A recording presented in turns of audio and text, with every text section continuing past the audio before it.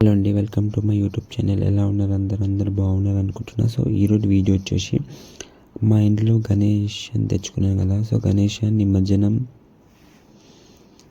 5 days అయిందండి. So 5 daysకి గణేషుని నిమజ్జనం చేయడానికి గణేషుని అయితే కదిలిస్తున్నానండి. వీడియోని లాస్ట్ వరకు తప్పకుండా చూడండి, మీకు తప్పకుండా వీడియో నచ్చుతుంది. సో ఇప్పుడైతే గణేషుని లాస్ట్ టైం చూసుకొని పూజ చేసుకుంటున్నాను అండి. చూడండి మా గణేష్ ఎంత క్యూట్. నాకైతే చాలా అంటే చాలా బాధ, ఎమోషనల్ అయిపోయినా నేనైతే గణేష్ని తీసి నిమజ్జనం చేయాలని.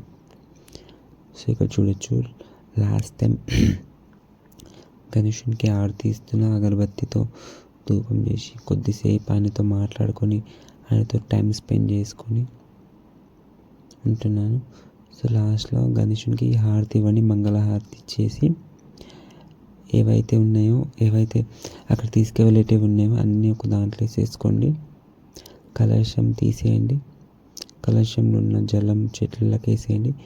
ఆకులు కొబ్బరికాయ అన్నీ కవర్లో పెట్టేసి ఆ చెరువు దగ్గర నిమజ్జనం చేసేయాలన్నట్టు, వీడియోలో అనిపిస్తున్నట్టు. మీ దగ్గర ఏ విధంగా చేస్తారో ప్లీజ్ కామెంట్ చేసి చెప్పండి. సో ఇక్కడ చూడవచ్చు, కలశ మీద ఉన్న బియ్యంని కూడా అందులోనే వేసేయాలి, ఆకుల్ని కూడా అందులో వేసి జలంని చెట్లలోకి వేసేయాలి. సో ఫైనల్గా గణేషుడిని తీసేయాలి. తీసేటప్పుడు కూడా గణేషునికి వీపు చూపించకుండా డైరెక్ట్ మీరు ఇలానే తీయాలి. ఎందుకంటే గణేషుడు వెనకాల దరిద్ర నివాసం ఉంటుంది కాబట్టి గణేషుడు మన ఇంటికి వీపు చూపించకుండా డైరెక్ట్ ఇట్లా మనం ఉల్టా అవుతూ నేను చూపిస్తున్న విధంగా గణేషుని ఎప్పుడు కూడా తీయాలి. గణపతి బప్ప మోరియా. చాలా బాగా అనిపించింది నాకు ఇంకా ఇప్పటికి ఇచ్చేసి అంటే చాలా 5 days ఉంది కదా,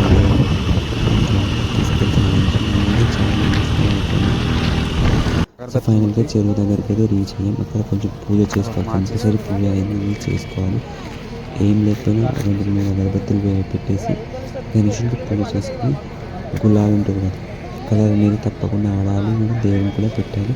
పెట్టిన తర్వాత మీకు ఏమైనా విషయం ఉంటే గణేషుని చెప్పుకున్న తర్వాత గణేషుని తీసుకెళ్ళి చెరువులకు, అది కూడా మంచి రెస్పెక్ట్ఫుల్గా, ఈ కాలంలో మొత్తం ఇట్లా పడేసుకుని అట్లా పడేయకుండా మీ స్వాస్థాలుగా ట్రై చేయండి.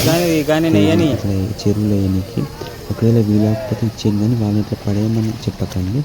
నార్మల్గా ట్రీట్ ఇట్లా వీడియోలో కనిపిస్తున్నట్టు ఇలా దేవుణ్ణి విసర్జనం చేయండి.